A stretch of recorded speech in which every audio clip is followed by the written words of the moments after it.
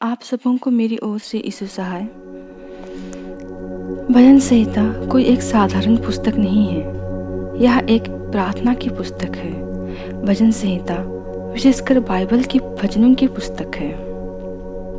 इसमें परमेश्वर की स्तुति और आराधना के गीत हैं। इसमें हमारे लिए सहायता, सुरक्षा और उद्धार की प्रार्थनाएं दी गई हैं। भजन संहिता की पुस्तक में हम अपने पापों की क्षमा के लिए निवेदन करते हैं, परमेश्वर की आशीषों के लिए धन्यवाद के गीतों को पाते हैं और साथ ही यहाँ शत्रुओं से लड़ने तथा उनको दंड देने की याचना को भी पाते हैं। जब हम बाइबल की इस पुस्तक को गहराई से पढ़ते हैं और उनका अर्थ समझते हैं, तब हमें यह एहसास होता है कि बाइबल की हर एक बात हमारे जीवन से जुड़ी हुई है।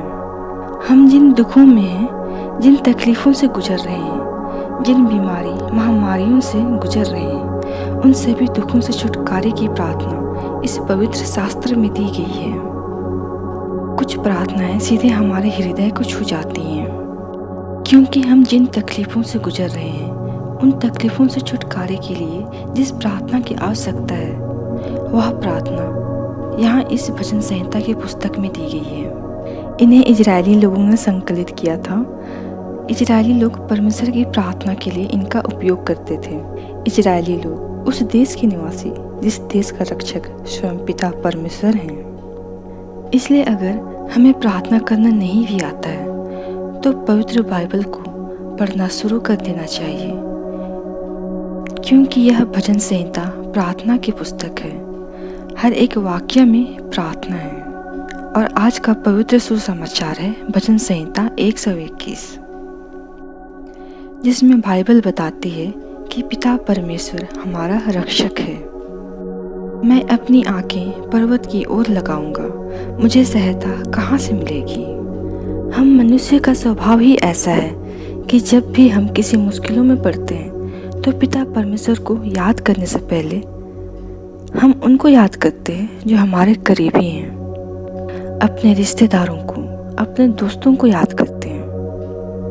बेशक हमें उनको याद करना चाहिए, क्योंकि मुसीबतों में एक दूसरे की मदद करना ईश्वर ने ही सिखाया है।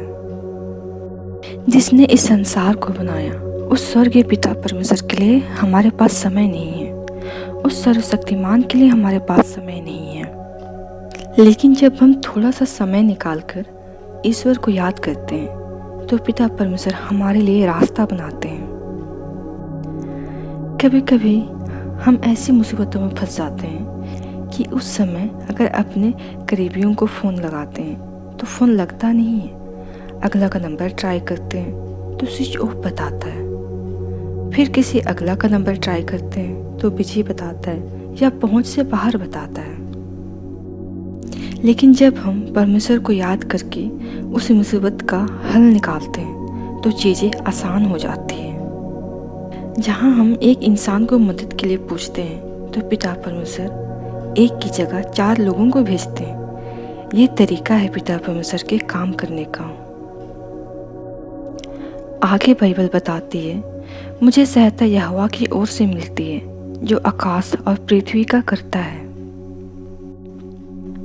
यहाँ बाइबल हमें परमेश्वर के नाम पर विश्वास करना सिखाती है, क्योंकि यहाँ पवित्र बाइबल खुद कहती है कि जो आकाश और पृथ्वी को बनाने वाला है वही हमारी सहायता करेंगे। जो इतने बड़े सृष्टि को चलाता है, जब हम उन्हें मदद के लिए सच्चे दिल से पुकारते हैं तो वो हमारे लिए जरूर काम करते हैं। आगे बाइबल बताती है, वह तेरे पाँव को टलने न देगा, तेरा रक्षक कभी ना ऊँघेगा। सुन इजराइल का रक्षक कभी न ऊँघेगा और न सोएगा। जब हम अपनी परेशानियों से घिर जाते हैं, और ये परेशानियां किसी भी रूप में हो सकती हैं, जैसे कोई बीमारी, किसी के द्वारा सताया जाना, कोई दुख जिनसे हम निकल नहीं पा रहे हैं, पैसों की तंगी या कर्जों में फंस जाना, या कोई मानसिक तनाव जिसे हम किसी से भी शेयर नहीं कर सकते और हम अंदर ही अंदर घुटने लगते हैं। और ऐसे में हमारा एक गलत कदम, एक गलत फैसला हमारी ज़िंदगी बर्बाद कर सकता है। ऐसे में सिर्फ और सिर्फ पिता परमेश्वर ही हमारी सहायता कर सकते हैं। वो हमेशा हमारे साथ होते हैं। वो इज़राइल देश का रक्षक है, जिसे पवित्र देश माना जाता है। पिता परमेश्वर हमारे लिए कभी नहीं सोते। वो हमारी पुकारों को कभी अनसुनी नहीं करते। हम इंसान बहुत आलसी होते हैं और किसी भी काम को करने के लिए आनाकानी करते हैं, पर वो जो स्वर्ग और पृथ्वी का करता है, जो इज़राइल का रक्षक है, वो कभी नहीं आनाकानी करते। वे ना तो कभी सोएंगे और ना ही कभी ऊँघेंगे, और वो हमारे डगमगाते कदमों को भी संभाल लेंगे। आगे बाइबल कहती है, यहोवा तेरा रक्षक है, यहोवा तेरे दाहिनी ओर तेरी आड़ है। जीवन में जितनी भी तकलीफें आती हैं, उनसे लड़ने की हिम्मत पिता परमेश्वर हमें देते हैं। यहोवा दाहिनी ओर हमारी आड़ है, हमारी ढाल बनकर हमारी रक्षा करते हैं और हर हानि से हमें बचाते हैं। पिता परमेश्वर ने जगत से ऐसा प्रेम रखा कि उन्होंने अपने एकलौते पुत्र को संसार में भेजा, और उनके पुत्र प्रभु यीशु मसीह ने हमें पापों से मुक्त करने के लिए अपना बलिदान दिया। पिता परमेश्वर अब भी हमसे उतना ही प्रेम करते हैं। हमें भी उनके प्रेम के बदले उन्हें प्रेम देना है, उनकी महिमा करनी है। आगे बाइबल कहती है, ना तो दिन को धूप से और ना रात को चांदने से तेरी कुछ हानि होगी। यहोवा जो हमारा रक्षक है, वो दिन में उड़ने वाली हर बीमारी, हर महामारी से हमें बचाएंगे। रात में होने वाली हर हानि और हर अनहोनी से हमें बचाएंगे। इसलिए बाइबल कहती है कि वो हमारा रक्षक है, जो ना ऊँघेगा ना सोएगा। आगे बाइबल कहती है, यहोवा सारी विपत्ति से रक्षा करेगा, वह तेरे प्राण की रक्षा करेगा।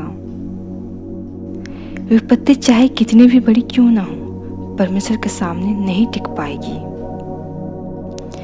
जिस किसी रूप में भी विपत्ति हमारे पास आएगी, पिता परमेश्वर उस विपत्ति से हमेशा हमारी रक्षा करेंगे। वो हमारी प्राणों की रक्षा करेंगे। प्रभु यीशु मसीह, जिसने मृत्यु को जीत लिया और मरे हुओं में से जी उठा, वो स्वयं कहते हैं कि वो हमारी प्राणों की रक्षा करेंगे और हमें अनंत जीवन देंगे। आगे बाइबल कहती है, यहोवा तेरे आने जाने में तेरी रक्षा अब से लेकर सदा तक करता रहेगा।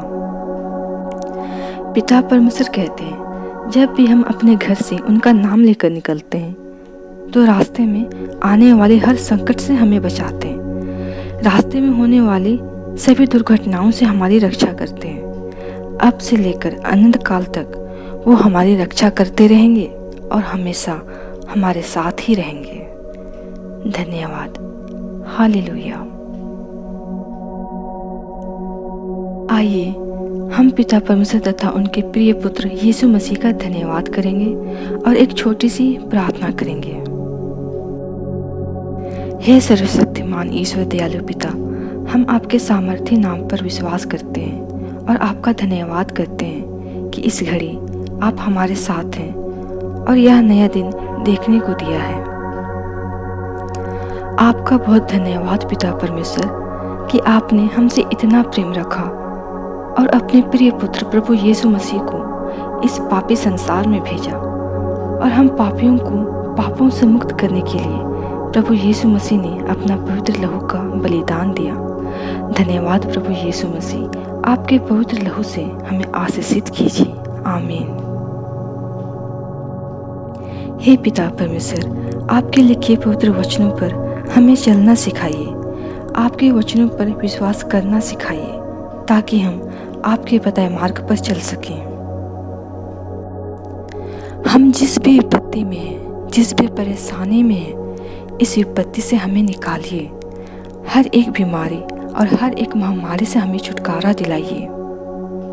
आपने कहा है कि कोई भी दुख तेरे डेरे के निकट नहीं आएगी। हे पिता परमेश्वर, इस संकट में हमारे साथ हो लीजिए। इन दुखों से, इन तकलीफों से हमें बचाइए। हम घर परिवार की हर एक दुख तकलीफ़ों को आपके सामने रखते हैं। हर कष्ट और पीड़ा को आप पर छोड़ते हैं। इन तकलीफ़ों से बचाइए, इन कष्टों को दूर कीजिए।